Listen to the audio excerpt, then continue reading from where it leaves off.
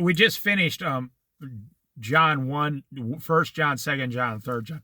I want to just touch briefly for 5 minutes or something on Galatians to get it started. Galatians chapter 1. Paul, an apostle, sent not from men, nor by a man, but by Jesus Christ and God the Father. Boy, there's a resume for you. Who raised him from the dead, and all the brothers and sisters with me. Paul was against the church. Now he's for the church. He's for Jesus Christ. He's for the believers, which totally, completely upset the entire world in their world back then, 2,025 years ago. But he wasn't sent by men. You know, that would solve a lot of problems in the church today. Who gave you this job? Pastor Jeff, Pastor Bob, Pastor Phil. I was sent by Pastor Bob. If you can't say Jesus Christ appointed me and sent me, then you're probably not going to be that successful. If you're trying to go off the power of Pastor Bob, it's not going to work. You have to go off the power of Jesus Christ, the high priest. I was sent by Jesus. Now listen, that's the point Paul's making.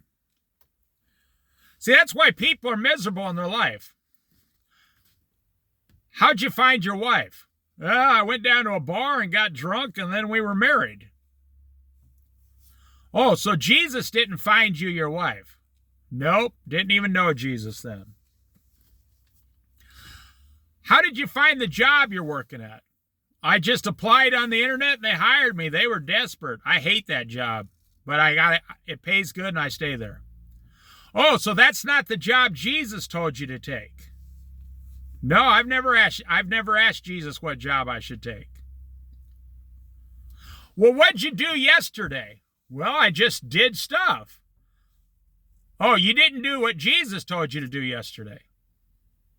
How did your prayers go this morning? Who did you pray to? Did you pray, dear Pastor Bob, I need help?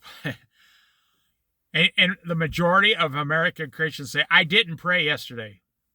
I didn't pray at all. When you read the Bible, what power are you going by? The power of men or the power of God?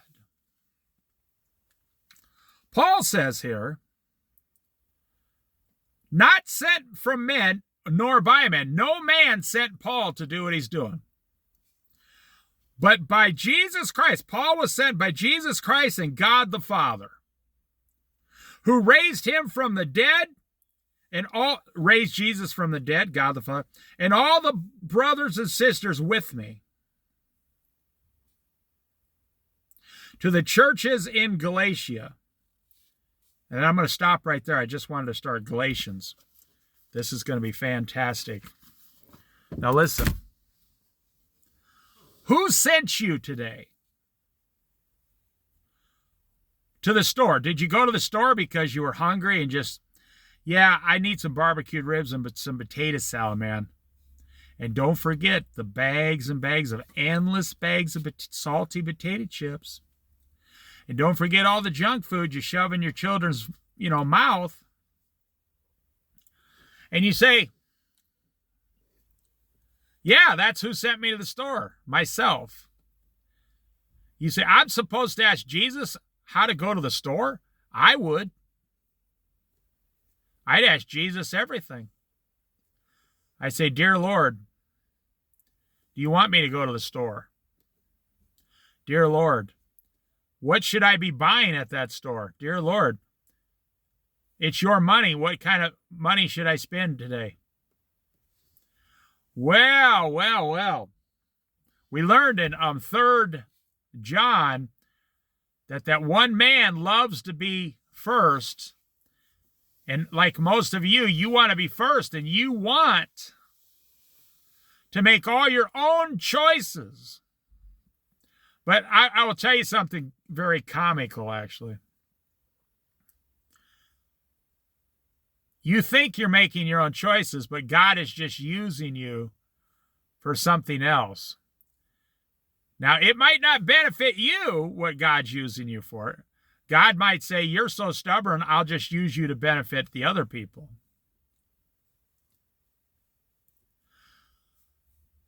I've had people around me, they were so hard, and they rejected Jesus. And God used them to make my life better because I did not reject Jesus. You don't think that's true? It's in the Old Testament. God said, I will allow a man to work his entire life, but I will not allow him to enjoy any of the fruit of his labors because he rejects me. And then I will cut his life short and give everything he worked for to those who follow me. Now you think about that.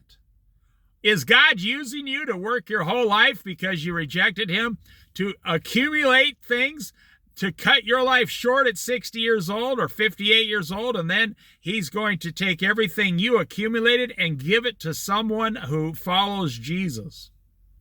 But you will be dead.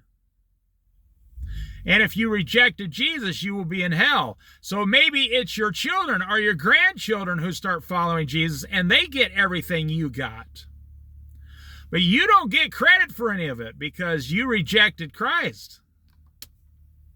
Now that's straight out of the Bible. That's what Paul's saying. I'm not down here by man or by a man. I was sent here by God himself and Jesus Christ, the Son of God. I was sent here by their authority.